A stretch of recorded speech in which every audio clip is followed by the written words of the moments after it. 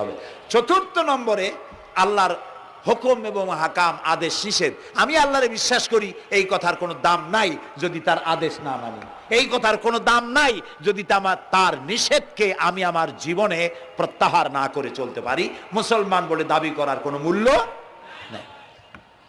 একদিকে নামাজ পড়ি, আর একদিকে ওজনে কম দেয়, খাদ্যে ভেজাল দেয়, বেপরদা করি, মিথ্যা কথা বলা হয়, ওজনে কম দেয়, খাদ্যে ভেজাল দেয়, জমিনের আইল ঠালে আমানতের খেয়ানত করে, আল্লাহর হুকুম মানা হলো না, রসুলের আদেশ মানা হলো না।